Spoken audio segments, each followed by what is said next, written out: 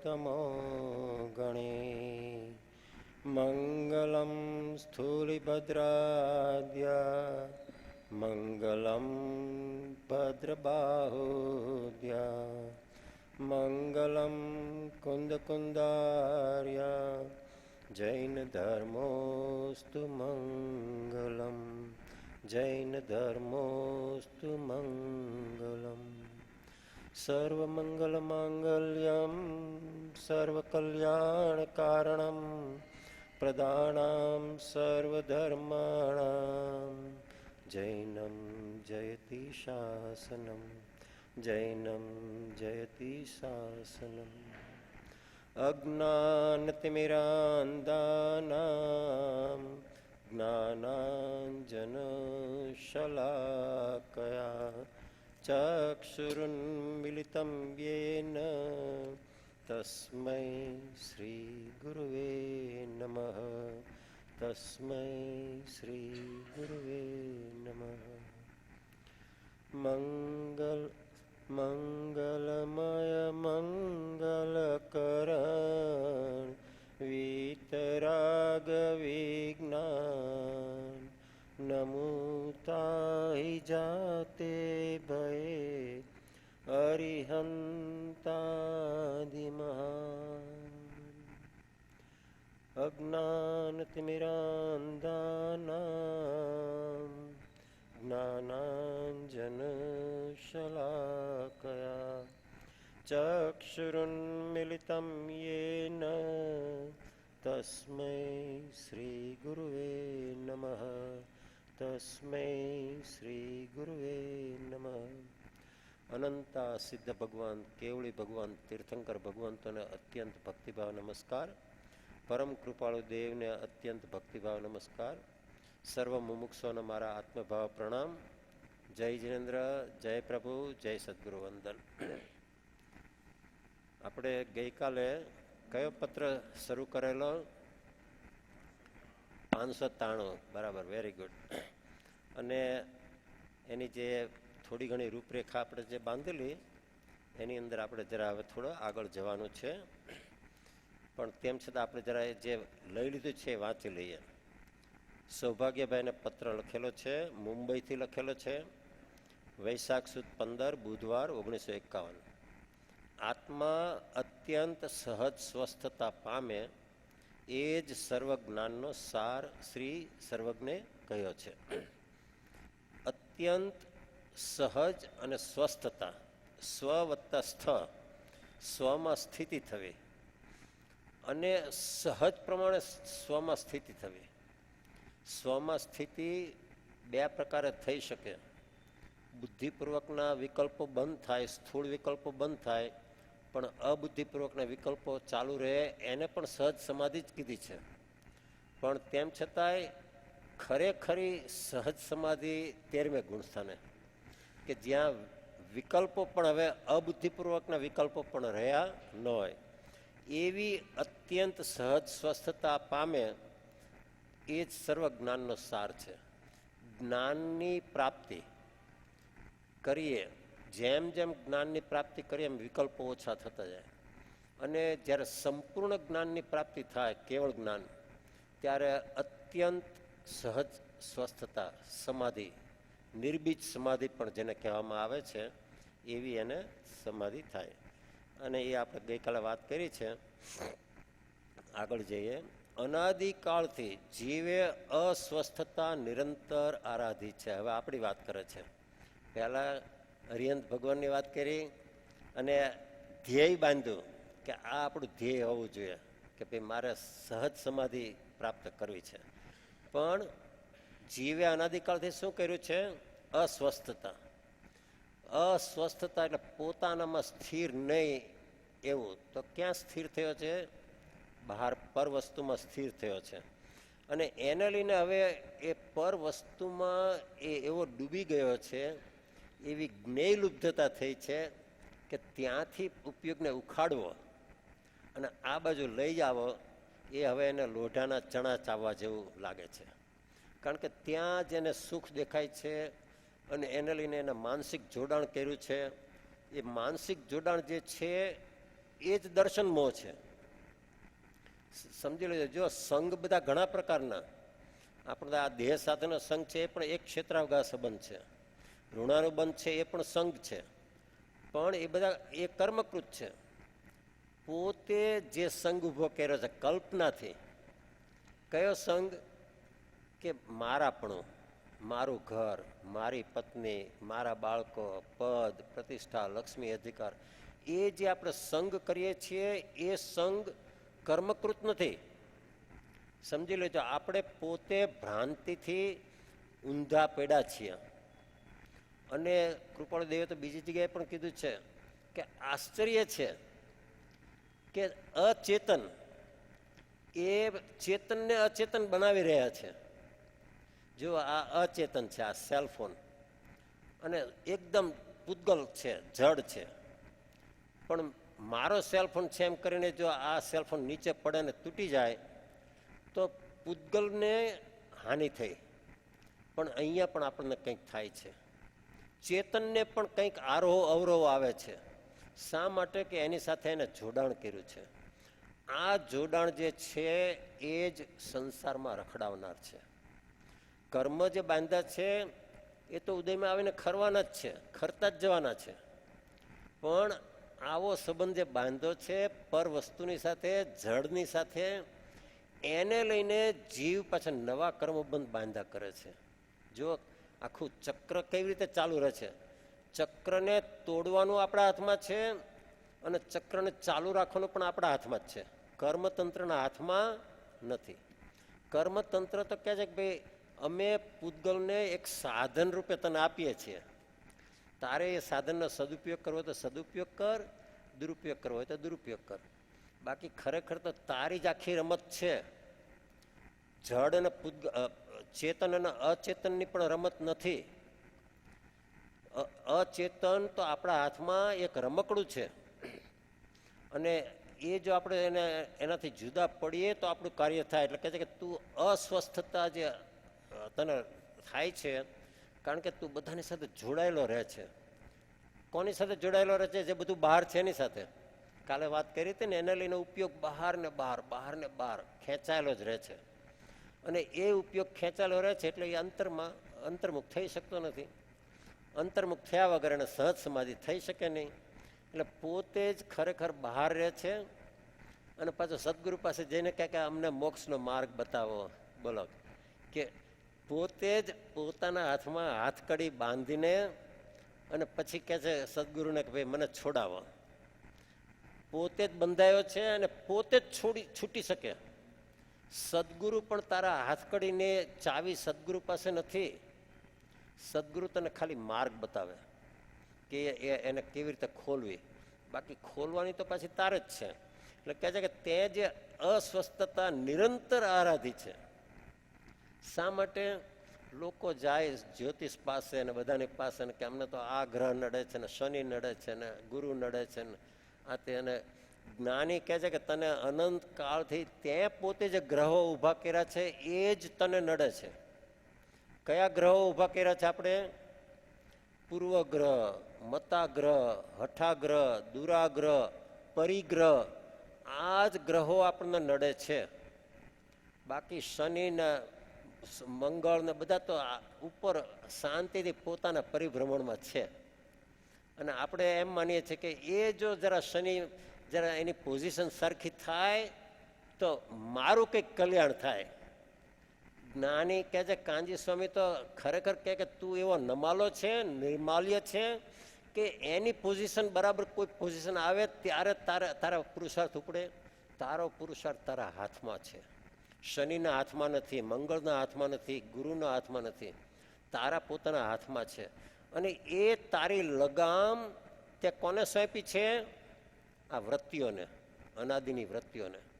અને અનાદિની વૃત્તિમાં મોહરાજા છુપાઈને બેઠો છે.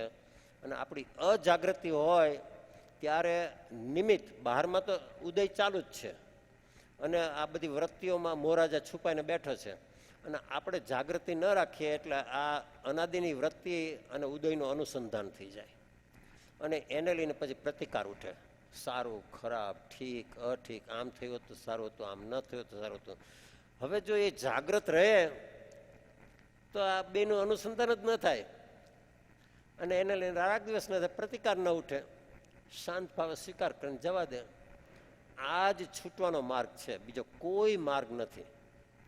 ગમે તેટલી ક્રિયા કરીએ, ગમે તેટલું બીજી સાધના કરીએ, પણ તેમ છતાં જ્યાં સુધી આ ઉદયની સાથે આપણે બાચકા ભરીએ છીએ, ઉદયને આપણી પોતાની ઈચ્છા પ્રમાણે ફેરવવાનો પ્રયત્ન કર્યા કરીએ છીએ, એ જ આપણને સંસારમાં રખડાવનાર છે. એટલે અહીંયા કહે છે કે તે અસ્વસ્થતા આદરી છે, તે ખરેખર પર વસ્તુ સાથે જોડાણ કર્યું છે, ત્યાં જ પોતે તારા હાથને બાંધેલા છે ને તું પછી પાછો બૂમાબૂમ કરે છે કે મને છોડાવો. અને એને લઈને સ્વસ્થતા પ્રત્યે આવવું તેને દુર્ગમ પડે છે.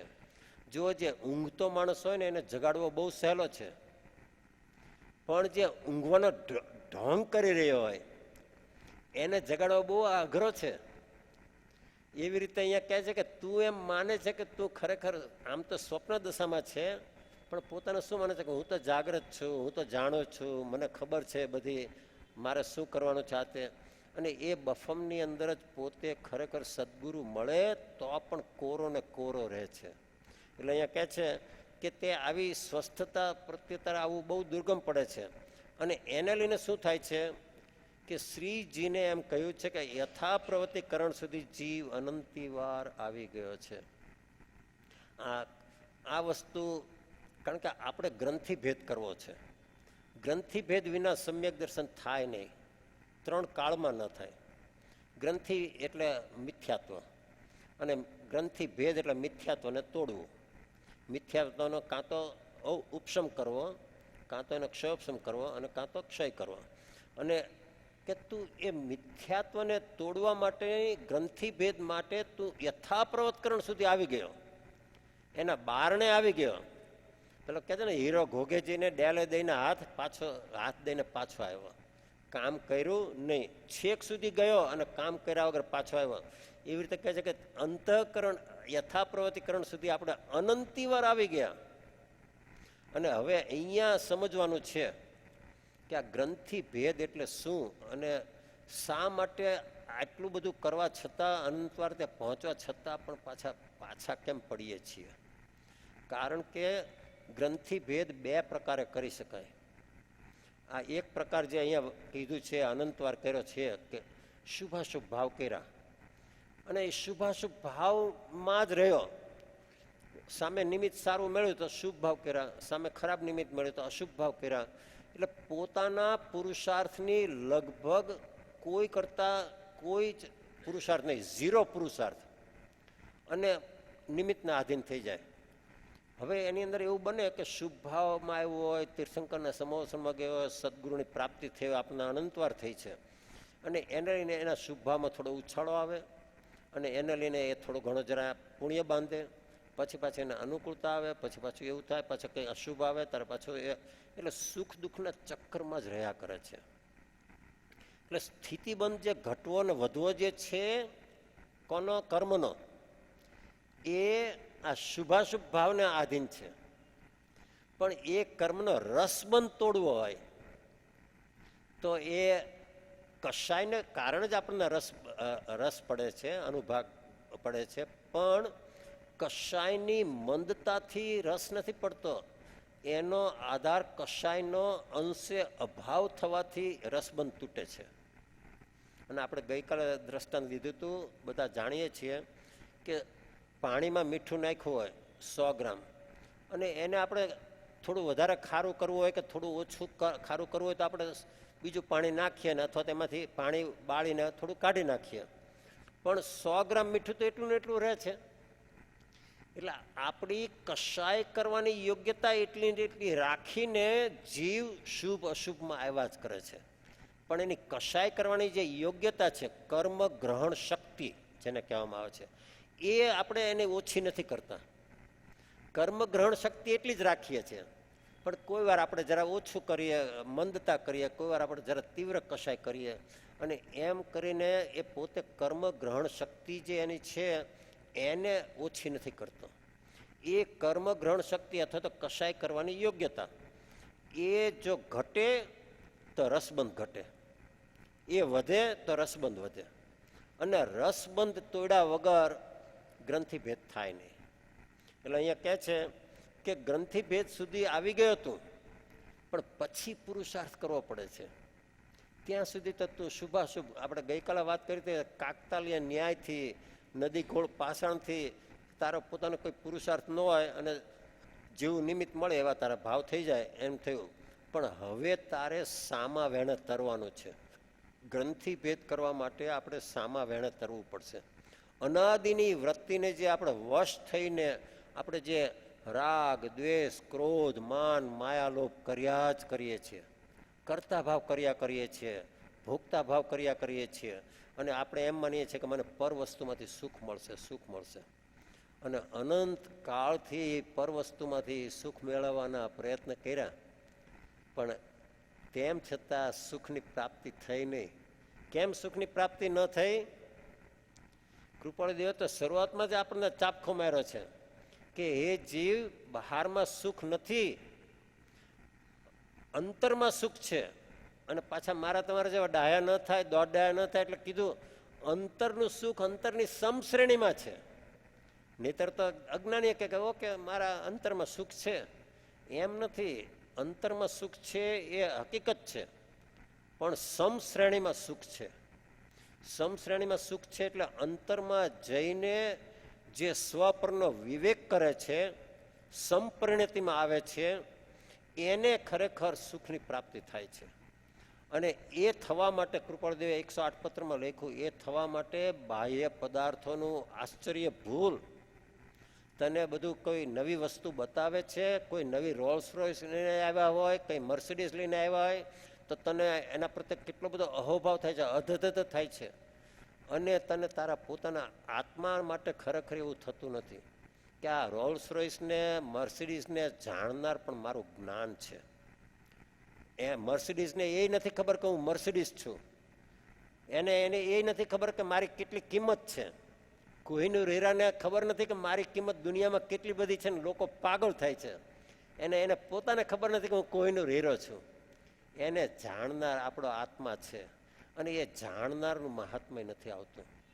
એ જાણનારનું મહાત્મ્ય આવશે ત્યારે સીધી ગાડી દોડવા માંડશે કે આ બધું મને દેખાય છે, એ બધું પર છે. અને એને જાણનાર આ ચેતન છે કે અચેતન છે કે પૂતગલ છે કે શું છે, બધું જાણનાર ચૈતન્ય આત્મા છે. અને એનું આપણને મહત્વ આવતું નથી. અને ત્યાં પુરુષાર્થ કરવો પડે. જો શુભ અશુભ પુરુષાર્થ કર્યો આપણે, શુભ પુરુષાર્થ છે ને હંમેશા યાદ રાખો, શુભ ક્રિયા બધી દેહથી થાય, મન વચન કાયાથી થાય.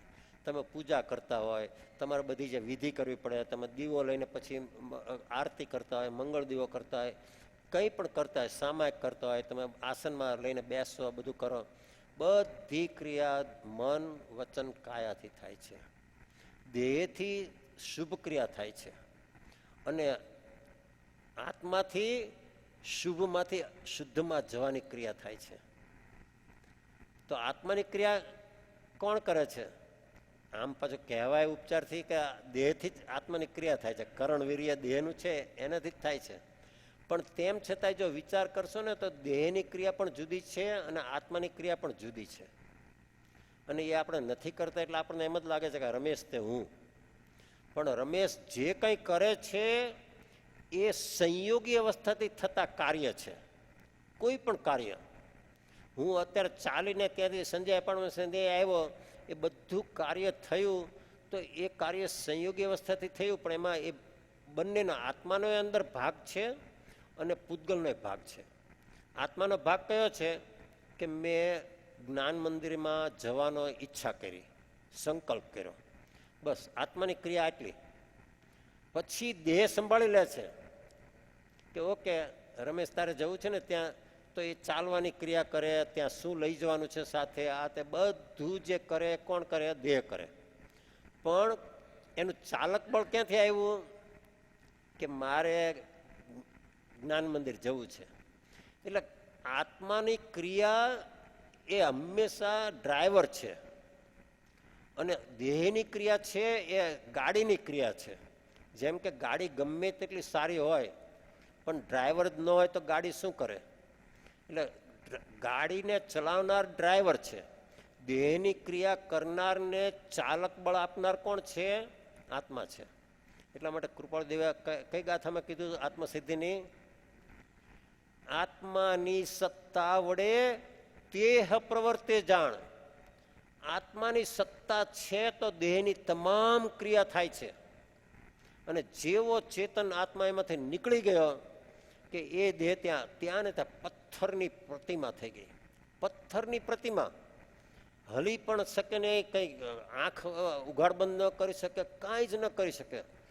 દેહની તમામ ક્રિયા પાછળ આત્માનું ચૈતન્ય બળ, ચૈતન્ય શક્તિ કામ કરી રહી છે, એની વીર્ય શક્તિ કામ કરી રહી છે. અને એને કરણ વીર્ય કહેવામાં આવે છે. કરણ એટલે સાધન, એ અને વીર્ય એટલે આત્માનો પુરુષાર્થ, એના દ્વારા કાર્ય થઈ રહ્યું છે. અને એ કરણ વીર્ય કેવી રીતે પ્રવર્તે છે સમજવા માટે બહુ જરૂરી છે. ભાવ મન, આપણો અશુદ્ધ ઉપયોગ, એ કે ભાઈ મારે અત્યારે કંઈક ખાવું છે કે કંઈ ઈચ્છા કરીએ, અને બસ ભાવ મન ત્યાં ઈચ્છા કરે એટલે ભાવ મન દ્રવ્ય મનને સક્રિય કરે. દ્રવ્ય મન કોની સાથે જોડાયેલું છે? પાંચે પાંચ ઇન્દ્રિયો સાથે જોડાયેલું છે. અને એ દ્રવ્ય મન અને પાંચ ઇન્દ્રિયો દ્વારા ભાવ મન, આત્માનો ઉપયોગ બહારમાં પ્રવર્તે છે. હવે જો ભાવ મન ઈચ્છા જ ન કરે તો દ્રવ્ય મન ઇન્દ્રિયો બધી નિષ્ક્રિય થઈ ગઈ. એનું નામ જ ભાવ સંયમ. જો દ્રવ્ય સંયમ અને ભાવ સંયમ. દ્રવ્ય સંયમ એટલે પાંચ ઇન્દ્રિયના વિષયો જે છે એનો ત્યાગ કરવો, કે ભાઈ આ રાત્રિ ભોજન ન કરવું, હું આ 10 આઈટમથી જમવું કરું છું તો મારે એના બધા 6 આઈટમ જ લેવી, મારે અમુક ક્ષેત્રમાં ન જવું, બધો નિયમ કરવા, યમ નિયમ જે એવી રીતે છે ને એમ. પણ એ દ્રવ્ય સંયમ થયો. પણ એની અંદર પોતાપણું કરનાર કોણ છે? ભાવમન છે, ઈચ્છા કરનાર ભાવમન છે. અને ત્યાં અનાસક્ત બુદ્ધિ થવી ત્યારે મોક્ષ માર્ગની શરૂઆત થાય છે. એટલા માટે કૃપાળુદેવે કેટલો ભાર મૂક્યો છે. જો કૃપાળુદેવની વાત જે સમજે ને એને ખ્યાલ આવશે કે શા માટે કૃપાળુદેવે ઉપદેશ બોધ ઉપર આટલો બધો ભાર મૂક્યો. કે ભાઈ તું પહેલા કંઈક અંશે વૈરાગ્ય પ્રગટાવ, અનાસક્ત બુદ્ધિ પ્રગટાવ, કારણ કે તો જ તને એમ થશે કે આ બધું છોડવા જેવું છે. જ્યાં સુધી હજી તને એમાં સુખ બુદ્ધિ છે, આ મને મળે તો મારું સારું થાય, મારે અમેરિકા જવું છે પણ કઈ રીતે જવું, કોઈ મદદ કરે તો છ હાથે, એ જે બધા છે એને લઈને એનું બધી ક્રિયા પછી એ પ્રમાણે થાય છે. એટલે અહીંયા આપણને કૃપાળુદેવ એટલી સરસ વાત કરે છે કે તું ગ્રંથિ ભેદ સુધી આવી ગયો. શુભ ભાવ તે ઘણા સારા કર્યા, પણ ત્યાર પછી શુભમાંથી શુદ્ધમાં જવા માટેનો જે પુરુષાર્થ કરવો પડે ત્યાં તો માટી પગો થઈ ગયો.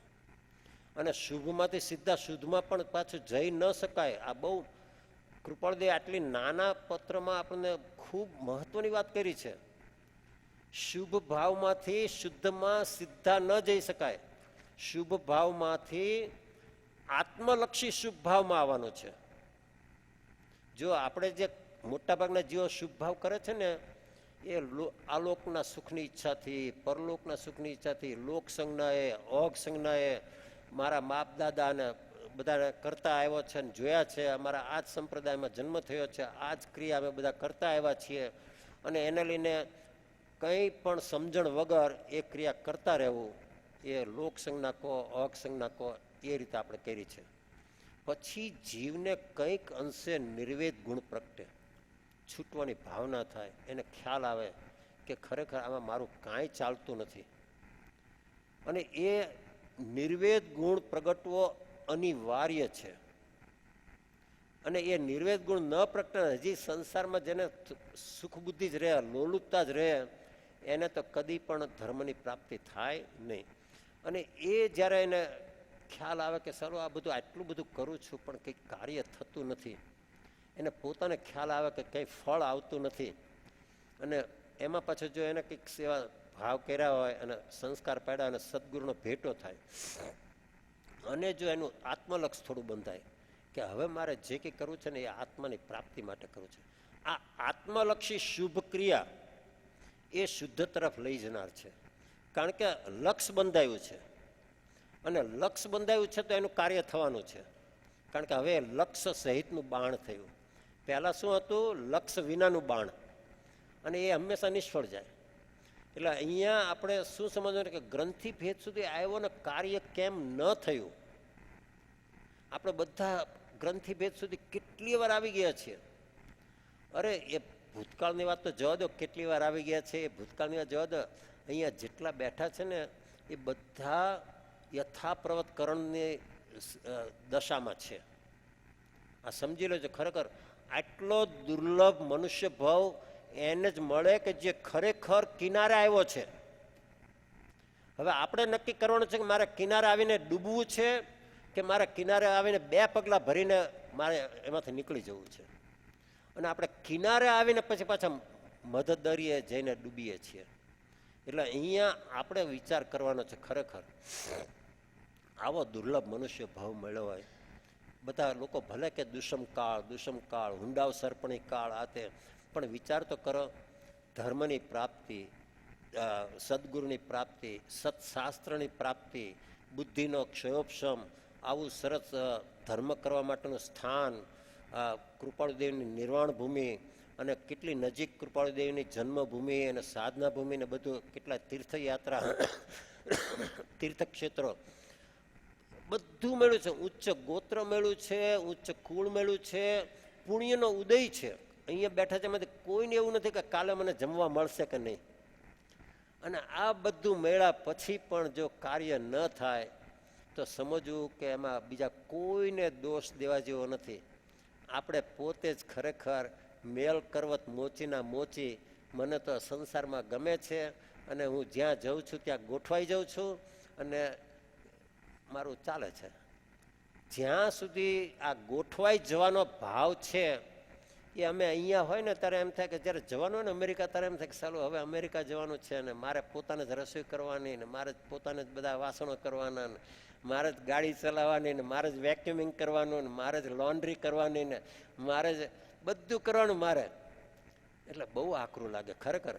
અને મેં તો મારા સ્વાધ્યાયમાં ત્યાં કોબામાં કેટલી વાર કીધું છે કે હવે પિયર છોડીને સાસરે જવાનો વારો આવ્યો છે મારે. પણ માનો કે ન માનો, જીવ 2 અઠવાડિયામાં ગોઠવાઈ જાય છે. પાછો ત્યાંની ઘરેડમાં બરાબર પાછો ગોઠવાઈ જાય. અને અહીંયા આવે ત્યારે અહીંયા આવીને ગોઠવાઈ જાય. દેવગતિમાં જાય તો ત્યાં આવીને ગોઠવાઈ જાય. પાછો ભૂંડ થઈને આવે દેવગતિમાંથી તો ત્યાંય ગોઠવાઈ જાય છે. એમાં એને ત્યાંથી નીકળવું ગમતું નથી. આ જે આપણને ગોઠવાઈ જવું જે છે ને એ જ સંસારની વહાલપ છે. અને જે કોઈ જગ્યાએ ન ગોઠવાય અને પોતાના આત્મામાં ગોઠવાય એ ગ્રંથિ ભેદ કરી શકે. આત્મા ગમે છે, મારે મારો આત્મા પ્રાપ્ત કરવો છે એવું એવું અંદરમાં પણ કઈ એવી ફિલિંગ આવે છે. અને આ રમેશ તે હું નથી, પણ હું તો રમેશને ચેતનવંત કરનાર આત્મા છું એવું પણ ખરેખર મનમાં લાગે છે. અને એ ન લાગે એને એના શું થાય છે, ક્ષોભ પામીને પાછો સંસાર પરિણમી થાય છે. તો હવે અહીંયા કૃપાળદેવ આપણને કહે છે કે શું તારે ક્યાં તું કાચો પડ્યો છે એ હવે કહે છે. ગ્રંથિભેદ થવામાં જે વીર્ય ગતિ જોઈએ તે થવાને અર્થે જીવે નિત્ય પ્રત્યે સત્સમાગમ, સદવિચાર અને સદગ્રંથનો પરિચય નિરંતરપણે કરવો શ્રેયભૂત છે. આ પાછું આપણા 3 નહીં કરી હોય એવું પણ નથી. જો સમજો કેટલી માર્મિક વાત છે. કૃપાળદેવ પાછા એમ કે છે કે તે એ બધું કર્યું છે, સત્સમાગમે કર્યો છે, તે સદવિચારો પણ કર્યા છે ઉપચારથી, અને તે સદગ્રંથનો સત્શાસ્ત્રનો અભ્યાસ પણ કર્યો છે, નવપૂર્ણ જ્ઞાન પણ તે પ્રાપ્ત કરેલું બધું કર્યું છે. પણ નિત્ય પ્રત્યે પોતાના આત્માના લક્ષ્ય, પોતાના આત્માની પ્રાપ્તિના હેતુએ એ બધું કર્યું નહોતું. એટલે અહીંયા આપણને કહે છે કે નિત્ય પ્રત્યે સત્સમાગમ, સદવિચાર અને સદગ્રંથનો પરિચય નિરંતરપણે કરવો શ્રેયભૂત છે.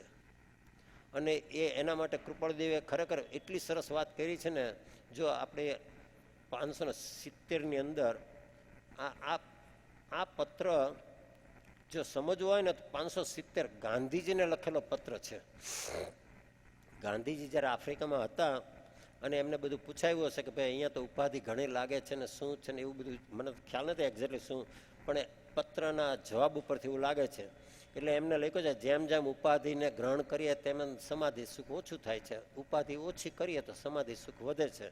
અને એમ કરીને પછી એમને બહુ જ સરસ બહુમૂલ્ય સૂત્ર આપ્યું કે જો આ સંસારના પદાર્થોનો કાંઈ પણ વિચાર કરવામાં આવે, પછી એમ પણ નથી કીધું કે ઊંડો વિચાર કરવામાં, કાંઈ પણ વિચાર કરવામાં આવે તો તે પ્રત્યે વૈરાગ્ય થયા વિના રહે નહીં.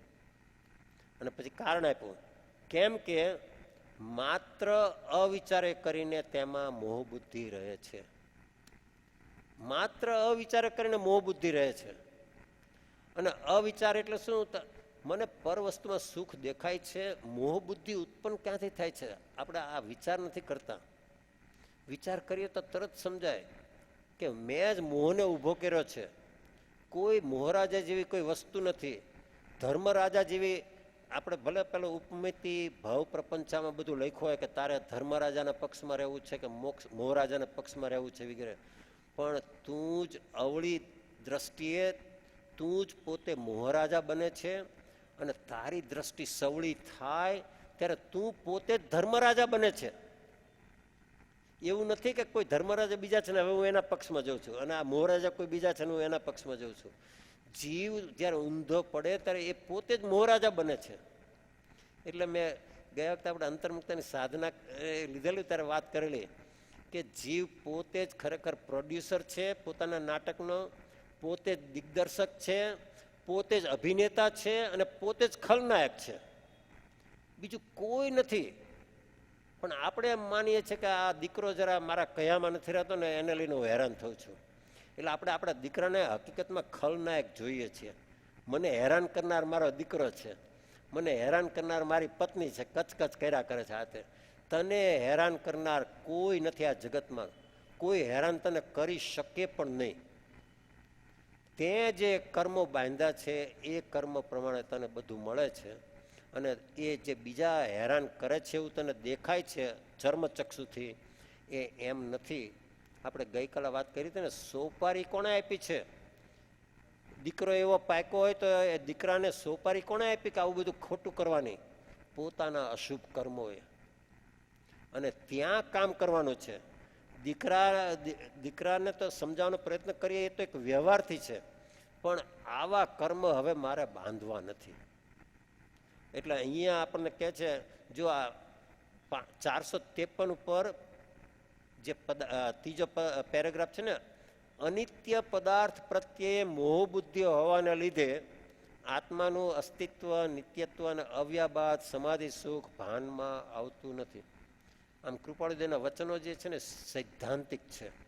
એમાં એમ કે ત્રિકાળ સત્ય છે કે અહીંયા જ સત્ય છે ને મહાવિદ્ય ક્ષેત્રમાં સત્ય નથી ને એવું નથી. કે ભાઈ તને આ અનિત્ય પદાર્થ પ્રત્યે મોહ બુદ્ધિ કેમ રહે છે? કયા અનિત્ય પદાર્થ? ખરેખર વિચાર કરો, કયા અનિત્ય પદાર્થ? આ ચર્મચક્ષુથી જે કંઈ દેખાય છે એ બધું અનિત્ય છે. આ ચર્મચક્ષુથી અહીંયા સાક્ષાત તીર્થંકર હોય તો મને તો ચર્મચક્ષુ શું જોવે છે? એમનો દેહ, અને એમનો દેહ અનિત્ય છે. એટલે પત્નીને તમે જુઓ છો તો પત્નીનો દેહ દેખાય છે, દીકરાને જુઓ છો તો દીકરાનો દેહ દેખાય છે, આત્મા નથી દેખાતો. એટલે આ બધું ચર્મચક્ષુથી જે કાંઈ દેખાય છે એ બધું અનિત્ય છે. આ પહેલા બરાબર બેસી જવું જોઈએ. બોલો, એકે વસ્તુ એવી છે વિશ્વમાં કે જે ખરેખર એવી ને એવી રહી હોય? બોલો, 14 રાજુલોકમાં એકે વસ્તુ એવી છે કે એવી ને એક છે, અને એ આત્મા છે. આત્મા સિવાય તમે જુઓ એના આત્માનો તમે વિચાર કરશો ને તો આપણે આ વાત કરેલી જ્યારે ગયા મહિને આવેલો ત્યારે, પણ ખરેખર યાદ રાખવા જેવું છે. 14 રાજુલોકની અંદર આપણે અનંત ભાવ કર્યા, અનંત કાળથી રખડીએ છીએ. નરકમાં ગયા, રાય જેવડા ટુકડા થયા, બાયડા, જીવતા બાયડા, બધું કર્યું. પણ તેમ છતાં આત્માનો જે અનંત ગુણાત્મક, દ્રવ્યથી એનો કયો ગુણ છે? અનંત ગુણાત્મક. એક પણ ગુણ એનો ઘસાયો નથી, એક પણ ગુણ એનો નાશ પામ્યો કેવું થયું નથી. એવો ને એવો અનંત ગુણાત્મક આત્મા રહ્યો. દ્રવ્યથી, ક્ષેત્રથી, અસંખ્ય પ્રદેશી, તો આટલું બધું નરકમાં નિગોદમાં બધી જગ્યાએ હેરાન થયો, કોઈએ જીવતા બાળા બધું કર્યું, પણ એક પણ પ્રદેશ બળી ગયો, ઘસાઈ ગયો, બાળવાની સાથે એ પ્રદેશ પણ બળી ગયો અને હવે થોડાક પ્રદેશો ઓછા થયા, એવું અપવાદ રૂપે પણ થયું નથી. અપવાદ રૂપે પણ થયું નથી. કેટલાય જીવનમાં આપણે બધું વાંચીએ છીએ ને અપવાદો બધા, એમાં આવો એક કે અપવાદ નહીં આવે કે ના એના અસંખ્ય પ્રદેશોમાંથી અમુક પ્રદેશો બળી ગયા. તો વસ્તુ વ્યવસ્થા બ્રહ્માંડને શૂન્ય થવું પડે એવું થાય. તો કાળથી જીવ અનાદિ અનંત છે અને એની ત્રિકાળ શાશ્વત સ્વરૂપ છે. આટલું બધું રેખડો એટલે હવે ક્ષણિક થઈ ગયો છે ને હવે તો બસ એનું શાશ્વત સ્વરૂપ જતું રહ્યું છે એવું થયું નથી. હજી પણ એ અનાદિ અનંત છે અને અનંત કાળ સુધી અનાદિ અનંત જ રહેવાનો છે. અને ભાવથી જ્ઞાતા દ્રષ્ટા સ્વભાવ જે એનો હતો, નિગોદમાંથી નીકળો અને બધું પરાવર્તન કર્યું, તેમ છતાં એનો જ્ઞાતા દ્રષ્ટા સ્વભાવ એવો ને એવો રહ્યો છે. આ 14 રાજુલોકમાં એક જ પદાર્થ એવો છે કે જે ખરેખર બધું થવા છતાં પણ એવો ને એવો રહ્યો છે. એટલા માટે કૃપાળુદેવે લખ્યું છે ને, આત્મા જેવો કોઈ દેવ નથી. આ કૃપાળુદેવનું વાક્ય છે, આગળ બોધ વચનમાં કે એમાં. પણ આપણને એનો મહિમા નથી આવતો. અચિંત્ય તુજ મહિમાનો નથી પ્રફુલ્લિત ભાવ. ખરેખર આપણને હજી એનો મહિમા જ નથી આવતો. એટલે અહીંયા કહે છે કે તને આ મોહ બુદ્ધિ ત્યાં ઊભી કરી છે. કેવી રીતે ઊભી કરી? કે આ અનિત્ય પદાર્થમાંથી મને સુખ મળશે, આ મને આવું કંઈક મળે તો હું સુખી થઉં. મારી પાસે 2 બેડરૂમ હાઉસ છે એના બધા 3 BHK કે 4 BHK લઉં તો હું સુખી થઉં. સમાજના 5 માણસમાં હું પૂજાવ તો હું સુખી થઉં. એટલે આપણને હજી આ અનિત્ય પદાર્થો એમાંથી સુખ મેળવવાની આપણી જે ભ્રાંતિ છે એને લઈ એનું નામ જ મોહ બુદ્ધિ. જો આ મોહ બુદ્ધિ કોણે ઊભી કરી? પોતે ઊભી કરી. અને એને લઈને હવે એને આત્માનું અસ્તિત્વ, નિત્યત્વ આ બધું અવ્યાબાદ ગુણે જણાતા નથી. કારણ કે એ જ્ઞેય ઉપર જ અટકી જાય છે. પણ જ્ઞેયને જાણનાર તે હું એમ કરીને જ્ઞેયથી જુદો પડતો નથી. બોલો કેટલો સરળ માર્ગ છે. ખરેખર કૃપાળુદેવે કીધું છે ને, ખોટું નથી કીધું. સત સરળ છે, સુગમ છે, સર્વત્ર તેની પ્રાપ્તિ છે. કે ભાઈ આના ઉપરથી દ્રષ્ટિ હટાવીને આને જાણનાર ઉપર દ્રષ્ટિ લઈ જવાની છે. કેટલું સરળ છે. અને તેમ છતાં જીવને એ કરવું ગમતું નથી. કારણ કે એને હજી અહીંયા જ સુખ દેખાય છે, પર વસ્તુમાં જ સુખ દેખાય છે. હું અમેરિકા જોઉં તો સુખી થઉં, મને કંઈ આમ મળે તો સુખી થઉં, પર વસ્તુમાં જ એને સુખ દેખાય છે. અને એને લઈને કહે છે કે તને આત્માનું જે ત્રિકાળ અસ્તિત્વ જે છે, એનું નિત્યત્વ છે, એનું અવ્યાબાદ સમાધિ સુખ છે, એ તને ભાનમાં આવતું નથી. તેથી તેની મોહ બુદ્ધિમાં જીવને અનાદિથી એવું એકાગ્રપણું ચાલ્યું આવે છે કે તેનો વિવેક કરતા કરતા જીવને મૂંઝાઈને પાછા વળવું પડે છે. કારણ કે જેવો એ કંઈ વિચાર કરે કે સ્વપરનો મારે વિચાર કરવાનો છે. સદગુરુ પણ કહે છે કે ભાઈ તારે આટલું જ કરવાનું છે, સ્વ અને પરને જુદા કર. અને એનું નામ જ ભેદ જ્ઞાન, એનું નામ જ આત્મજ્ઞાન. દર્શન મોહ વ્યતીત થઈ ઉપજ્યો બોધ જે. કેટલો બોધ ઉપજો? આટલો બધો ઉપજો. 9 પૂર્વનો કૃપાળુદેવે કીધું દેહ ભિન્ન કેવળ ચૈતન્યનું જ્ઞાન જો. આટલું જ જ્ઞાન. દેહ ને આત્મા ભિન્ન છે. સૌભાગ્યભાઈએ પણ એ જ કીધું કે તમારી કૃપાથી હવે મને દેહ અને આત્મા 2 ફાટ જુદા દેખાય છે, ભાસે છે. આ જ્ઞાનની અંદર સર્વજ્ઞાન સમાઈ જાય છે. કારણ કે સૌથી વધારે આપણને હેરાન કરનાર કોઈ હોય તો આપણે જે આ દેહ તે હું, આ રમેશ તે હું, એવો જે આપણો મિથ્યા ભાવ જે છે, મિથ્યા માન્યતા છે, એ જ સંસારનું મૂળ છે. અને એ સંસારના મૂળને બાળ્યા વગર, અને એને બાળવા માટે કોઈ પ્રક્રિયા નથી કરવાની. બસ આ દેહ ભિન્નની બેની ભિન્નતા જાણવાની છે. જાણીને પછી એ રીતે પરિણામ કરવાના છે. કારણ કે જાણવું માત્ર પર્યાપ્ત નથી. જાણવું તો અમેરિકન લોકો ભલે ધર્મ ન કરતા હોય તો એમને ખબર છે કે આ બધું અનિત્ય છે ને સ્પિરિટ એ લોકો કહેતા હોય, આપણે આત્મા કહે છે એ નિત્ય છે. પણ જાણીને પછી એ રીતે પરિણામ થવા, જો કૃપાળુદેવ બધી જગ્યાએ શબ્દ માપીને મૂકે છે. અનાદિ સ્વપ્ન દશાને લીધે ઉત્પન્ન થયેલો એવો જીવનો અહમ ભાવ, મમત્વ ભાવ, તેની નિવૃત્તિ અર્થે આ 6 પદની જ્ઞાની પુરુષોએ દેશના પ્રકાશી છે. પછી શું કીધું કે તે સ્વપ્ન દશાથી રહિત માત્ર પોતાનું સ્વરૂપ છે એમ જો જીવ સમજે એમ પણ નહીં, જીવ માને એમ પણ નહીં, જીવ વિચારે એમ પણ નહીં, એમ જો જીવ પરિણામ કરે તો સહજ માત્રમાં જાગૃત થઈને સમ્યક દર્શનને પ્રાપ્ત કરી લે. બોલો કેટલો સરળ માર્ગ છે. અને તેમ છતાંય આપણે અનંતકાળથી રખડીએ છીએ. આપણાથી વધારે મોટા કોઈ બીજા સરદારજી નથી ખરેખર. આટલી અને બધા જ્ઞાનીઓ કહેવામાં કે બાકી નથી રાખ્યું. બધા જ્ઞાનીઓએ એક જ વાત કરી છે, પરથી ખસ, સ્વમાં વસ, અને એટલું બસ. એનાથી વધારે તારે કાંઈ કરવાનું નથી. પણ તોય જીવને કરવું ગમતું નથી. એટલે કે છે એ વિવેક કરવાનો આવે છે જ્યારે અંતરપ્રણિમતા, ત્યારે પરથી જુદો થઈ શકતો નથી. કારણ કે પરમાં સુખ બુદ્ધિ છે અને એ વિવેક નથી કરી શકતો. કારણ કે બસ આટલો જ વિવેક કરો છો. બેયને ભિન્ન છે. દેહાદિથી ભિન્ન આત્મા રે, ઉપયોગી સદા અવિનાશ મૂળ માર્ગ સાંભળો જીનનો રે. આ વિવેક કરવો ત્યાંથી જ સમ્યક્ત્વના શ્રી ગણેશ શરૂ થાય છે. અને કેટલું સહેલું છે.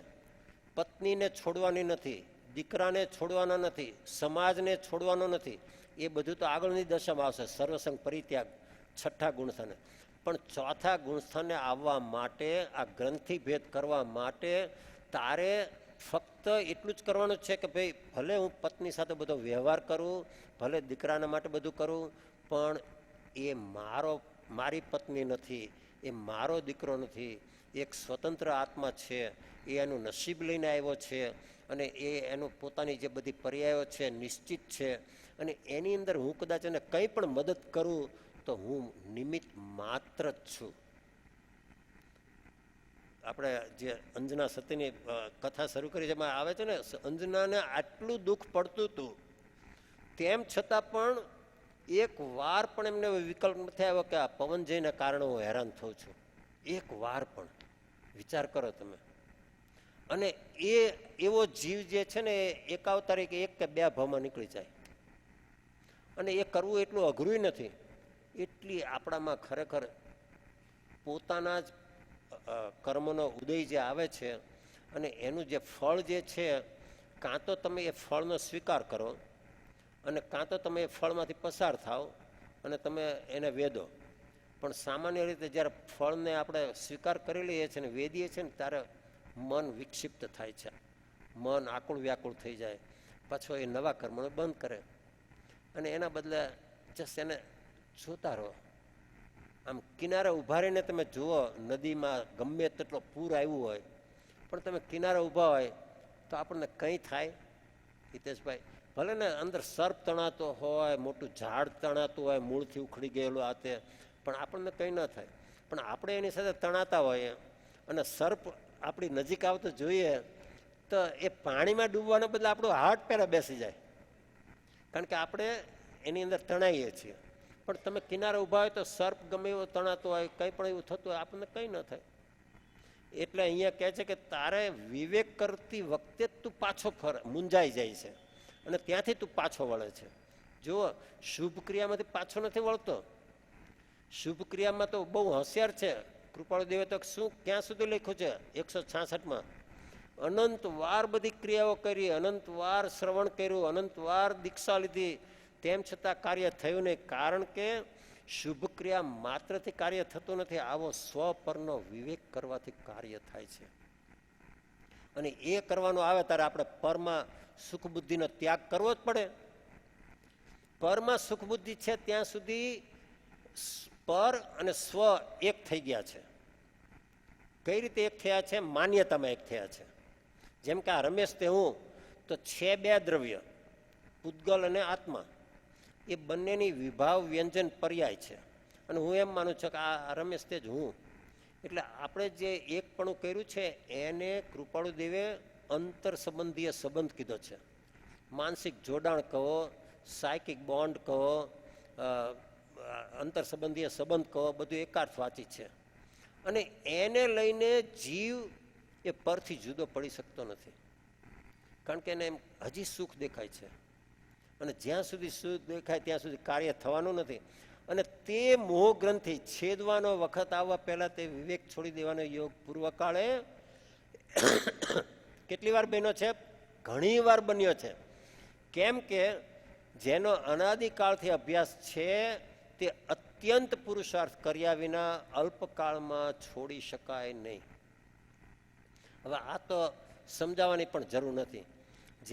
જેણે અઠવાડિયામાં એકાદ બીડી પીતો હોય એને છોડવી તો કેટલી સહેલી છે. તમે એને કોને કહો ઓકે છોડી દીધી, પણ જે દિવસમાં 40-50 બીડી ફૂંકતો હોય અને પછી એને તમે કહો કે હવે ભાઈ તારા કંઈક લંગ્સમાં આવ્યું છે છોડી દે, તો એને કેટલું આકરું લાગે છે. એવી રીતે અહીંયા કૃપાળદેવ કહે છે કે તે આ અનાદિનો અભ્યાસ એટલો બધો કર્યો છે પર સાથેનું એકત્વ કે હવે તને ત્યાંથી પાછા વળવું તારા માટે અસંભવિત જેવું થઈ જાય છે. અસંભવિત જેવું થઈ જાય છે, અસંભવિત નથી. કારણ કે અનંતા જીવો એવું કરીને મોક્ષે ગયા છે. એટલે કહે છે કે અત્યંત પુરુષાર્થ કરવો પડશે. અને આ અત્યંત પુરુષાર્થ એટલે સમજવું, પુરુષાર્થ આપણે તો કરીએ જ છીએ, સમયે સમયે જીવ પુરુષાર્થ કરે છે, પણ ક્યાં કરે છે? દેહ દ્વારા પુરુષાર્થ કરે છે, બહારમાં. મન વચન કાયા થ્રુ એ બહારમાં જ રખડે છે. અત્યંત પુરુષાર્થ કરવો એટલે ત્યાંથી યુ ટર્ન લઈને પોતાના આત્મા ભણી પુરુષાર્થ કરવો, પોતાના ઉપયોગને યુ ટર્ન કરીને પોતાના ઉપયોગને સ્વસન્મુખ કરવો, એનું નામ અત્યંત પુરુષાર્થ. આપણે શુભ ક્રિયા ઘણી કરી અને પછી હું માંસ ખમણના પારણે માંસ ખમણ કરું એટલે એ અત્યંત પુરુષાર્થ થયો એમ નથી. કારણ કે દિશા તો એ જ રહી, દિશા પલટો થવો જોઈએ. એટલે કે અત્યંત પુરુષાર્થ કર્યા વિના અલ્પકાળની અંદર છોડી શકાય નહીં. અને એના માટે પણ પાછું ફરીથી કૃપાળદેવ કીધું, ફરી સત્સંગ, સત્શાસ્ત્ર અને પોતામાં સરળ વિચાર દશાએ કરી તે વિષયમાં વિશેષ શ્રમ લેવો યોગ્ય છે. હવે આપણે સત્સંગ નહીં કર્યો હોય, સુધીરભાઈ કેટલી વાર કર્યો છે? અનંત કાળમાં અનંત વાર સત્સંગ કર્યો છે, તેમ છતાં કેમ ફેળો નહીં? જો નથી કર્યો એવું તો છે જ નહીં. કૃપાળદેવે બહુ સ્પષ્ટ કર્યું છે 609માં કે એ સત્સંગનું મહાત્મા એટલું બધું ગાયું કે અસત્સંગમાંથી સીધા અસંગ દશામાં તું જઈ શકે નહીં. બહુ દુષ્કર, લગભગ અસંભવિત જેવું છે. એટલા માટે સત્સંગને એનો સેતુ કીધો કે તું અસત્સંગમાંથી સત્સંગમાં આવ અને સત્સંગમાંથી તું પછી અસંગ દશા તારી જે છે પ્રાપ્ત કરી લે. પણ પાછા કીધું કે એવો સત્સંગ પણ તને કેટલીય વાર પ્રાપ્ત થયા છતાં પણ ફળવાન થયો નહીં. કેમ ફળવાન ન થયો? કારણ આપ્યું એમને. એને પરમ હિતકારી જાણ્યો નહીં, પરમ સ્નેહે ઉપાસ્યો નહીં, અને પ્રાપ્ત પણ અપ્રાપ્ત થવા યોગ્ય સંજ્ઞાએ વિસર્જન કર્યો. આ એટલી મહત્વની વાત છે કે સત્સંગ તો આપણે બધા કરીએ છીએ, અત્યારે કરી રહ્યા છીએ સત્સંગ, પણ તેમ છતાં જ્યાં સુધી એ પરમ હિતકારી ન જાણીએ કે બધું પરમ એટલે આના જેવું હિતકારી બીજું કોઈ સાધન નથી, ત્યારે જ એને પરમ કહેવાય. નહીંતર એને પરમ કહેવાય નહીં, કે અનન્ય સાધન છે. પરમ હિતકારી જાણ્યો નથી, પરમ સ્નેહે ઉપાસ્યો નથી. પરમ સ્નેહ ક્યારે ઉપાસ્યો કહેવાય? બીજા બધા સ્નેહને ગૌણ કરીને, પત્ની પ્રત્યેનો સ્નેહ, દીકરા પ્રત્યેનો સ્નેહ, સમાજ પ્રત્યેનો સ્નેહ, બધા સ્નેહને, બધા ઋણાનુબંધ સંબંધને ગૌણ કરીને જે સત્સંગને મુખ્ય કરે ત્યારે પરમ સ્નેહે ઉપાસ્યો કહેવાય. અને પ્રાપ્ત પણ અપ્રાપ્ત થવા યોગ્ય સંજ્ઞા એટલે શું કીધું? આપણને ઘણી વાર આ શબ્દો આવા મૂકે ને ત્યારે આપણને ખ્યાલ સમજાતું નથી. પણ જો એમ જ એટલું જ કહેવા માગે છે કે તને દવા તો સદગુરુએ સાચી આપી, પણ એ દવાને બાધારૂપ જે છે કુપથ્ય એનું સેવન તે ચાલુ રાખ્યું. પાછું તને વૈદ્ય કીધું કે ભાઈ ખટાશ ન લેતો હમણાં આ દવા ચાલે છે ત્યાં સુધી, અને ત્યાં તો તારે છાશ વગર ચાલે નહીં ને, તારે તો લીંબુ વગર ચાલે નહીં ને, અને પછી કે છે દવા કામ નથી કરતી, પણ કામ કરે તો આપણને એમ થાય કે કંઈક ભૂલ થઈ છે વૈદની. એટલે આપણે પાછું એ બધું ચાલુ રાખીએ છીએ એને બાધારૂપ કારણોનું. એટલે અને કૃપાળદેવે કયો શબ્દ વાપર્યો? ઉપાસ્યો નથી, પરમ હિતકારી જાણ્યો નથી, પરમ સ્નેહે ઉપાસ્યો નથી. અને ઉપાસના કરવી એટલે શું એ સમજવું. અત્યારે આપણે સત્સંગ કરીએ છીએ, આ ઉપાસના નથી, આ સત્સંગ વિશેની માહિતી મળે છે આપણને. એની અંદર થોડો બોધ મળે, આપણને થોડું જાણવા મળે, થોડા સિદ્ધાંતો જાણવા મળે.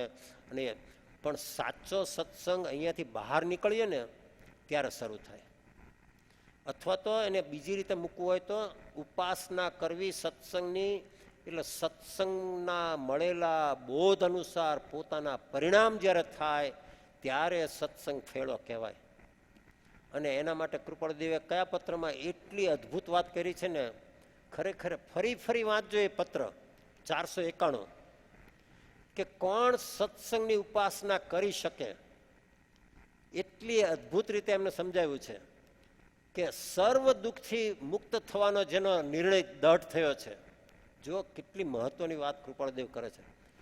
આપણે દુઃખથી મુક્ત થવું છે. કયા દુઃખથી મુક્ત થવું છે? પ્રતિકૂળતા રૂપ દુઃખથી. પણ અનુકૂળતામાં પણ દુઃખ તને દેખાય છે, તને દુઃખ ભાસે છે. કૃપાળદેવ કહે છે કે ગમે તેવું તારું સુખ હોય, બાહ્ય સુખ, તેમ છતાં જો તું મુમુક્ષુ છે, વિચારવાન જીવ છે, તો તને તારો અંતર્દાહ પકડાવો જોઈએ કે આ બધું હોવા છતાં પણ હું ખરેખર સુખી નથી. અંતરમાં મને જે સુખનું વેદન આવવું જોઈએ એ વેદન આવતું નથી. એટલે એની અંદર અનુકૂળતામાં જેને ખરેખર સંસાર અસાર લાગે એને એ નિકટ ભવી જીવ હોય. પ્રતિકૂળતામાં તો બધા કહે છે કે મારે નીકળવું છે અને સંસાર દુઃખરૂપ છે અને આ તો 4 દિનની ચાંદની છે અને બધું વાતો મોટી મોટી કરે. પણ અનુકૂળતા આવે ત્યારે પછી ઓલો નેતરની સોટી જેમ પાણીનો પ્રવાહ વધે એટલે વળી જાય અને પાછું પાણીનો વેગ ઓછો થઈ જાય ત્યારે પાછી હતી એવી ને એવી ઊંચી થઈ જાય. એટલે પહેલું મુખ્ય કારણ, સર્વ દુઃખથી મુક્ત થવાનો તારો પાક્કો નિર્ણય છે. પછી બીજું મૂક્યું કે તારે ઉપાસના કરવી હોય તો યમ નિયમ આદિ સર્વ આગ્રહોને અપ્રધાન કરજે. જો એમ ન કીધું કે બધું છોડી દેજે. શું કીધું? મુખ્ય ગૌણ કે તું જે એમ માને છે કે હું આ સામાયિક પ્રતિક્રમણ, પૂજા પાઠ, નિત્યક્રમ બધું કરું છું અને એને લઈને હું ધર્મ કરી રહ્યો છું, એવું જે માને છે એ પહેલાં તો માન્યતા જ ખોટી છે. પણ કૃપાળુ કહે છે એ તો તને પછી સમજાશે. પણ અત્યારે એને ગૌણ કર અને સત્સંગને મુખ્ય કર. જો તારે સત્સંગને ઉપાસવો હોય તો આને મુખ્ય કર ને આ બધાને ગૌણ કર. આપણે બધા જાણીએ છીએ કે તમે સામાયિકની એક દરરોજ સામાયિક કરવી હોય નિયમ લીધો હોય અને પછી તમારે આજે ન થઈ તો તમને કેવું આમ મનમાં દુઃખ થાય કે ચાલો આજે હું ચૂકી ગયો, મેં એક સામાયિકનું લીધું અને હું ન કરી શકું. અને મારો પ્રશ્ન એ છે કે દિવસોના દિવસો, મહિનાઓના મહિનાઓ ગયા અને મેં ક્યારેય 15 મિનિટ પણ કંઈ ચિંતન ન કર્યું, આત્મચિંતન ન કર્યું, પરિણામનું અવલોકન ન કર્યું, મારા દોષ ભણી દ્રષ્ટિ ન કરી. એનો ખેદ થાય છે? વિચાર કરો ખરેખર કે જેનાથી ધર્મ થાય છે, જે આત્મચિંતન કરે, જે પરિણામનું અવલોકન કરે, જે ભાવ આલોચના પ્રતિકોણ પ્રત્યાખ્યાન કરે, એ જ ધર્મ છે ને એ ધર્મથી જ મોક્ષ છે. એ નથી કરતો એનું દુઃખ થતું નથી. પણ હું આજે સામાયિક ચૂકી ગયો, મેં એક માળા ફેરવવાની બાધા લીધી હતી એ આજે હું જરા ભૂલી ગયો કે ચૂકી ગયો કે આ તે, એનું દુઃખ થાય છે. એટલે હજી આપણી પ્રાયોરિટી જ ખોટી છે. એટલે કૃપાળુદેવ કહે છે એ બધાને ગૌણ કર. ન કરવું એમ નથી કીધું, એને ગૌણ કર. પણ દરરોજ મારે સાંજે સૂતા પહેલાં 15 મિનિટ મારે મારી પોતાની જાતને આપવી છે. મારા દિવસમાં મેં જે કંઈ બધા દુર્ભાવ કર્યા, જીવન કંઈ પણ એવા કંઈ કોઈની સાથે આવેશમાં આવી ગયો, એ બધાનો વિચાર કરી અને સાચા અર્થમાં એની કબૂલાત કરી. પર વ્યક્તિનો દોષ તો જોવાનો જ નહીં, પ્રસંગને પણ નહીં જોવાનો. એ વખતે મારા પરિણામમાં કેટલી ઉપર નીચે થયેલા એ વિચાર કરીને એને જે વોસિરાવી દે, સાચા અર્થમાં એની કબૂલાત કરે, એ ખરેખર સાચી ભાવ આલોચના છે, ભાવ પ્રતિક્રમણ છે, ભાવ પ્રત્યાખ્યાન છે. અને એ આપણને નથી લાગતું. ત્યાંય કૃપાળુદેવ અટકા નહીં. પહેલાં શું કીધું? સર્વ દુઃખથી મુક્ત થા. પછી બીજું શું કીધું? ઓહો, બીજું શું કીધું? યમ નિયમ આદિ આગ્રહોને અપ્રદાન કર. હવે ત્રીજું કહે છે, જો તું ખરેખર સત્સંગને ઉપાસવાનો તારો નિર્ણય પાક્કો હોય તો સંસારને ઉપાસવાના ભાવનો સર્વથા ત્યાગ કરજે. કારણ કે એક મ્યાનમાં બે તલવાર રહી શકે નહીં.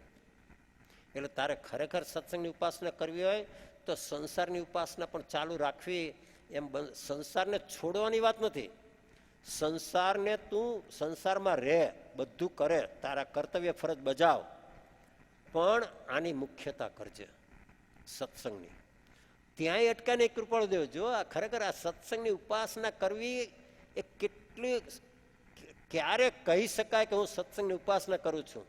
એટલે સર્વ દુઃખથી મુક્ત થવાનો નિર્ણય, પછી આ યમ નિયમ આદિના આગ્રહોને અપ્રદાન કરવાના, પછી સંસારના ઉપાસવાના ભાવનો ત્યાગ કરવાનો, અને પછી બહુ જ મહત્વની વાત કરી, પોતાના સર્વ અભિપ્રાયનો ત્યાગ કરી તું સત્સંગની ઉપાસના કરજે. સેવે સદગુરુ ચરણને ત્યાગી દઈ નિજ પક્ષ. સદગુરુની સેવા અને એમના આજ્ઞામાં તો આપણે અનંતવાર રહ્યા, પણ પોતાના મિથ્યા માન્યતાના લાકડા અંદરમાં બરાબર જેમ હતા એમ જ રાખીને આપણે સદગુરુની આજ્ઞામાં રહેવાનો પ્રયત્ન કર્યો. અથવા તો એને મન અને બુદ્ધિના લેવલે આપણે બધું કર્યું, પણ હૃદયના ભાવનાના લેવલે આપણે કદી કર્યું નહીં. અને એને લઈને કહે છે કે તારા સર્વ અભિપ્રાયનો ત્યાગ કરીને તું જો સત્સંગની ઉપાસના કરીશ, ત્યાંય અટકા નહીં. જો આ કૃપાળદેવ આપણને એવા બાંધી દીધા છે કે કોઈ આમ ચસકી ન શકે. અને કીધું કે તારી સર્વ શક્તિએ તું કરજે. મારી 4 કલાક સત્સંગ કરવાની ક્ષમતા હોય ને 3 કલાક જ કરું ને તો લોકો તો વખાણ કરશે કે ઓ રમેશભાઈ તમે દરરોજ 3 કલાકનો સત્સંગ કરો છો. કારણ કે લોકો તો એવી રીતે વિનય કરે, પણ જ્ઞાની જુદી રીતે જુએ છે કે તે 1 કલાકનો પ્રમાદ કર્યો. 4 કલાક કરવાની તારામાં શક્તિ ક્ષમતા હતી અને તે 3 કલાક કર્યા એટલે 1 કલાકનો પ્રમાદ કર્યો. અને એ 1 કલાકનો પ્રમાદ તમારા 3 કલાકના સત્સંગને ધોઈ નાખશે. શા માટે? કે એ 1 કલાકના પ્રમાદને અનાદિની વૃત્તિઓનું જોર છે. અનાદિની વૃત્તિનો આપણી કુટેવ છે. અને પહેલું તો સત્સંગ તો હજી આપણે ઓલું કે ને નવજાત શિશુ, હજી માંડ કરીને એનો જન્મ થયો છે. અને એને બળ આપવાને બદલે આપણે જો પ્રમાદ કરીએ તો એ પ્રમાદ તો આ બધું કૃપાળદેવે લખ્યું છે ને કે ઘણા વર્ષોનો ઉપાસેલો વૈરાગ્ય જીવ અજાગ્રત રહે, નિર્ભય રહે તો ધૂળ ધાણી કરી નાખે છે. બહુ જ સરસ રીતે એમને સત્સંગની વાત કરી છે. પછી સત્શાસ્ત્રનો અભ્યાસ કેવી રીતે કરવો અને સત્સમાગમ જે કીધી છે એ આપણે આવતીકાલે લેશું. નહીંતર બધા કહે છે કે ભાઈ અંજના, અમારા અંજના સતી ક્યાં ગયા? એટલે થોડુંક જરા આપણે કથા વિશે થોડું લઈ લઈએ. ક્યાં સુધી વાત આવેલી? બરાબર, રાઈટ, વેરી ગુડ. એટલે એમના જન્મ થયો, 100 ભાઈઓ પછી એક દીકરી આવી, રાજકુરી આવી, લગ્ન થયા, બહુ જ સારી રીતે ધૂમધામથી થયા.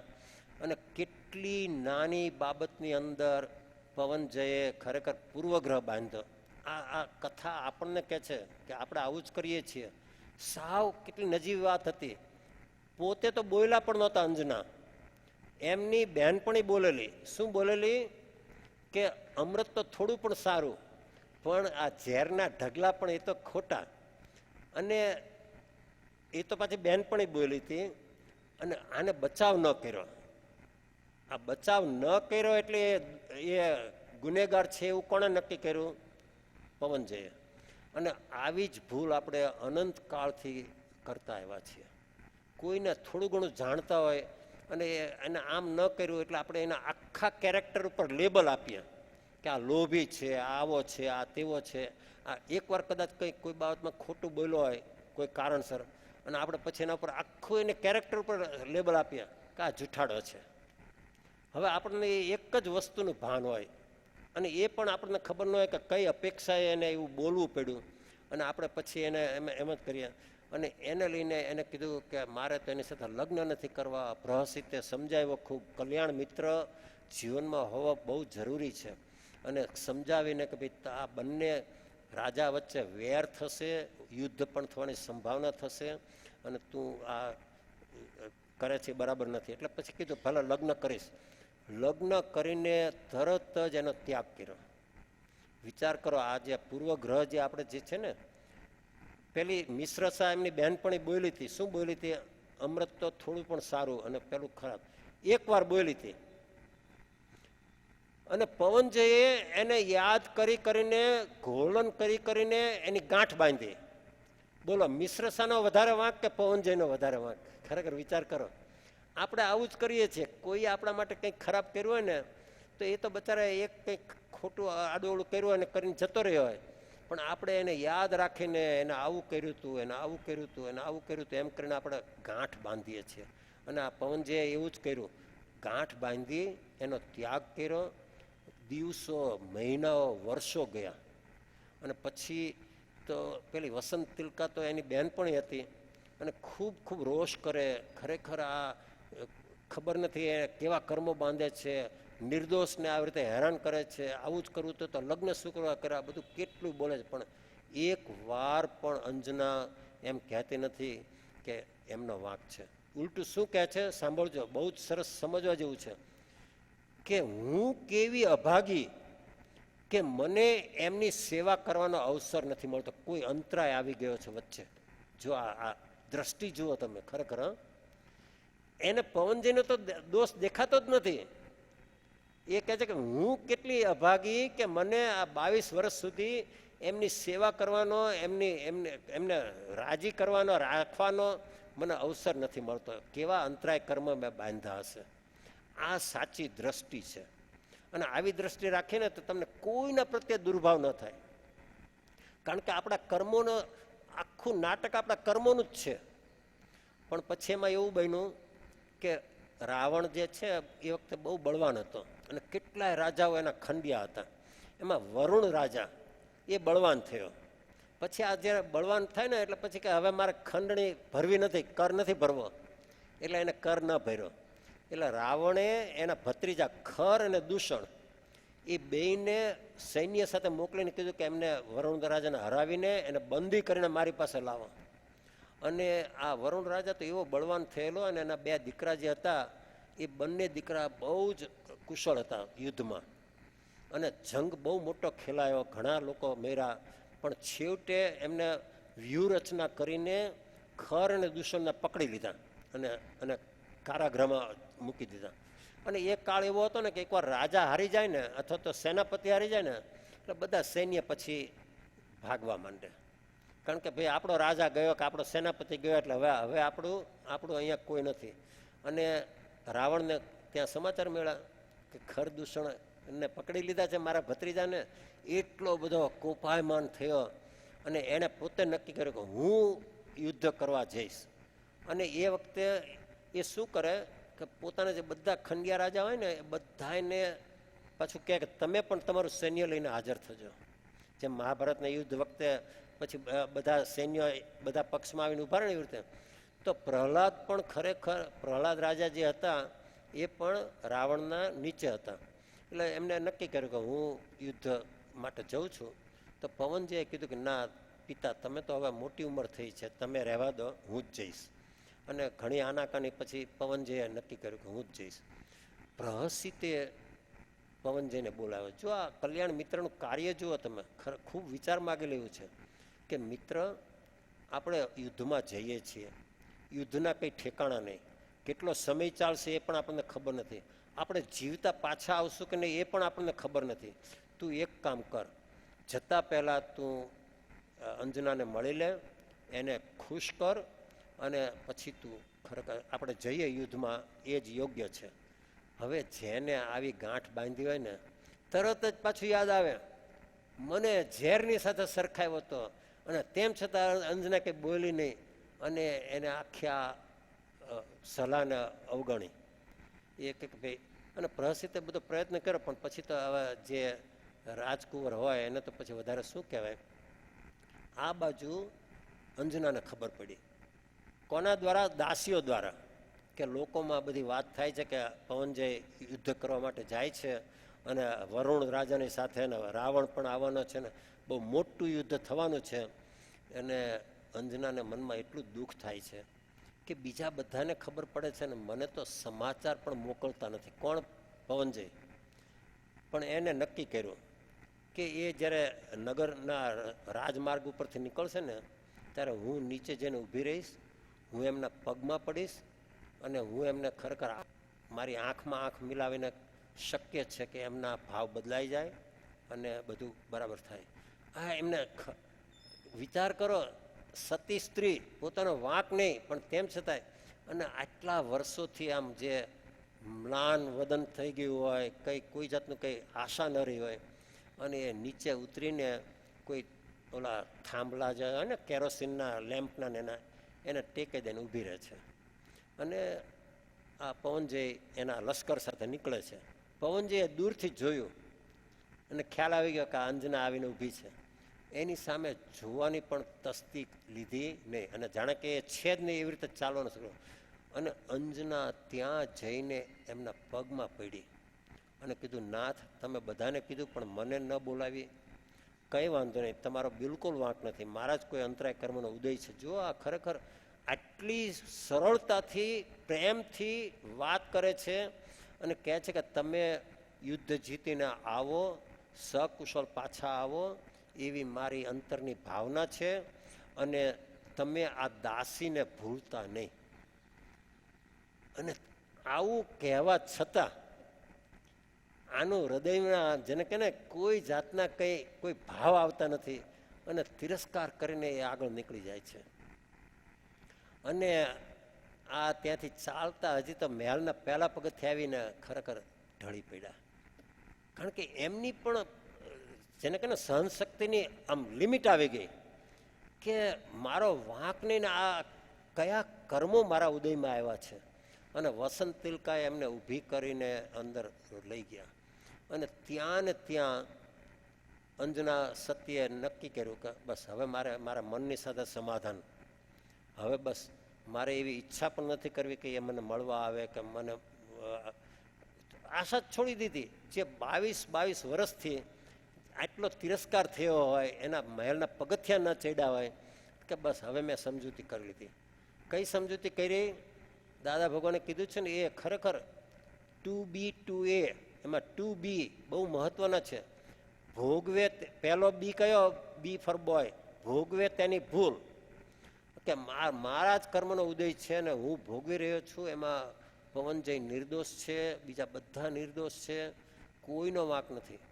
વિચાર કરો, કેતુમતી એમના સાસુ, એમને પણ દીકરાને બોલાવીને કેટલી વાર કીધું કે દીકરા તું મને કહે કે એનો શું વાંક છે તો હું એની સાથે વાત કરીને સમાધાન કરું. પણ આ શું વાત કરે, બોલો વિચાર કરો. એમ કે એની કોઈ બહેનપણી આવું બોલી હતી એટલે મને નથી તો હસે ઉલટા. એટલે એ તો કંઈ પણ નથી શકતો, કારણ કે દોષ હતો જ નહીં, હોય તો કે ને. અને કેતુમતી પણ જાણતા હતા કે આ અંજના નિર્દોષ છે. ગામના લોકો પણ જાણતા હતા કે મહેલમાંથી નીચે ઉતરા નથી, કોઈ પર પુરુષનો પડછાયો પણ લીધો નથી. અને ગામના નગરજનો પણ એને સતી માનતા હતા. અને એમને કીધું કે હવે બસ ભોગવે તેની ભૂલ અને બન્યું તે ન્યાય. આ કોઈ મારા અત્યંત નિકાચિત ભારે કર્મનો ઉદય છે અને હવે બસ મેં અહીંયા મનનું સમાધાન કરી લીધું છે. અને આ બાજુ પવનજી જાય છે માનસરોવરના કિનારે. સંધ્યા સમય થયો હતો એટલે ત્યાં તંબુ તાણીને બધા ત્યાં રહ્યા. પછી કે સવારે આપણે આગળ વધશું. એ વખતે એ ઝરૂખામાં ઊભા હતા, બાલ્કની કે જે કહીએ ને. અને ત્યાં વૃક્ષ ઉપર ચક્રવાક અને ચક્રવાકી એ પક્ષીઓ પ્રેમ કરતા હતા, ક્રીડા કરતા હતા. અને પછી જેવો એ સૂર્યાસ્ત થયો એટલે ચક્રવાક ઉડીને જતો રહે અને ચક્રવાકી અત્યંત કરુણ રુદન કરે છે. અને પાછો એ ચક્રવાક પાછો સવારે આવી જાય. સમાવર્ધર આવી રીતની જ આખી એ બેને એવી રીતે છે કે રાત પડે ત્યારે ચક્રવાક પોતે જતો રહે અને સવાર પડે ત્યારે પાછો ચક્રવાકી પોતાની પાસે એની પાસે આવી જાય.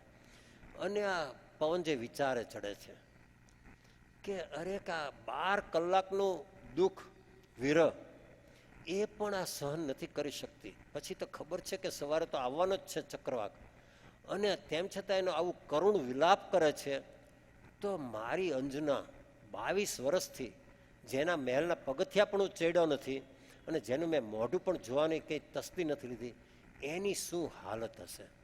અહીંયા આપણને ઘણી વાર વિચાર આવે કે સારું આવો વિચાર એમને પહેલાં નહીં આવ્યો હોય. જો આ કર્મના ખેલ જુઓ તમે, એ જે 5 સમવાય ત્યાં હાજર હોવા જોઈએ. એ જ્યારે ખરેખર એને કર્યું ત્યારે આ અશુભ કર્મનો ઉદય ચાલુ હતો. કોના અશુભ કર્મનો ઉદય ચાલુ હતો? અંજનાના. અને એનો જ્યારે અંત આવવાનો હોય ત્યારે સહજ રીતે અનુકૂળ બધું થવા માંડે. અને આને વિચાર આવે છે ખરેખર કે કેવી મેં ભૂલ કરી છે કે આ ચક્રવાકીને પક્ષી હોવા છતાં આટલું દુઃખ થાય છે, તો આ તો નિરપરાધી અને પછી રાજકુંવરી અને 100 ભાઈઓ વચ્ચેની લાડકી અને એવા લાડકોડમાં ઉછરેલી, એની શું હાલત હશે? અને પાછો રૂમમાં જાય છે, સૂવાનો પ્રયત્ન કરે છે, સૂઈ શકતો નથી. અને 11 વાગે રાતના એના મિત્ર પ્રહસિતના રૂમમાં જઈને ખટખડાવે છે અને પેલો કહે છે કે ભાઈ શું થયું? તારા મોઢા પર કંઈક ચિંતા અને ગભરાયેલો દેખાય છે, કંઈ બન્યું કે શું? તો કે અહીંયા મિત્ર તને બતાવો કે જો પેલી ચક્રવાકી કેવી રડે છે. એનું રુદન જોઈને મને અંજના યાદ આવી. મને મારી ભૂલનો એકરાર થાય છે, મારે એને મળવું છે. પેલો કે આપણે સવારે તો અહીંયાથી યુદ્ધ માટે જવાનું છે અને આપણી પાસે કે ના ગમે તેમ થાય મારે જવું છે. અને પ્રહસિતને તો આનંદ થયો અંદરથી કે ચલો આના દુઃખનો અંત આવતો જાય છે. પણ પ્રહસિતે નક્કી કર્યું કે મારે એના સતીત્વની ખાતરી કરાવી છે. કોને? પવનજયને. એટલે કે આપણે જશું દોસ્ત, પણ છુપી રીતે જશું અને હું પછી એના પહેલાં એના કક્ષમાં હું જઈશ પહેલાં. અને આને કીધું ભલે. એને કલ્યાણ મિત્ર ઉપર પાછો શ્રદ્ધા હતી કે એ જે કરશે બરાબર કરે. અને બંને જાય છે અને રાતના લગભગ 12 વાગે એ પ્રવેશ કરે છે. કોણ? પ્રહસિત. 22 વર્ષથી જે ખરેખર જેને ખાવા પીવાના ઠેકાણા નહીં અને જેનું શરીર પણ લેવા ગયું હતું, એ ઊભી થઈ તરત જ પોતાના બેડમાંથી અને ત્રાડ મારી કે કયા પુરુષે હિંમત કરી છે મારા કક્ષમાં દાખલ થવાની, અને એ પણ રાતના મધરાતે. ચોકીદારને બોલાવો અને એ પુરુષનું મારે મોઢું પણ જોવું નથી અને અહીંયા મારા કક્ષમાંથી તરત જ દૂર કરો. અને પ્રહસિત તો ગભરાઈ ગયો કે આ સતી કંઈ મને કહે છે શ્રાપ ન આપે. એટલે તરત જ હાથ જોડીને કે અંજના માતા, હું પ્રહસિત છું અને પવનજયનો કલ્યાણ મિત્ર છું અને તમને બહુ સારા સમાચાર આપવા આવ્યો છું કે પવનજય તમને મળવા માગે છે. બોલો, આ આપણને કેટલો આનંદ થાય. પણ સાંભળજો ખરેખર. અને શું કીધું અંજનાએ કે હે પ્રહસિત, હે ભાઈ, 22 વર્ષથી કર્મતંત્રે અને મારા કર્મોએ મારી એવી ક્રૂર મશ્કરી કરી છે કે મને મળવા આવશે એની આશા પણ મને રહી નથી, અને તું પણ આવી મશ્કરી કરે છે. જો ખરેખર વિચાર કરો કે કેટલી હદ સુધી એને મનને વાળી લીધો હશે કે હવે તો કલ્પનામાં પણ નથી આવતી કે 22 વર્ષ પછી મારું મોઢું જોવા માટે આવશે. મને એ વખતે હું વિચાર કરતો હતો કે એ સતીના મનની હાલતનો તો વિચાર કરો. ખરેખર કેવો 10 મણનો પથ્થર મૂક્યો હશે કે હવે બસ સમજૂતી કરી લીધી છે, હવે આવે તોય ઠીક છે ને ન આવે તોય ઠીક છે.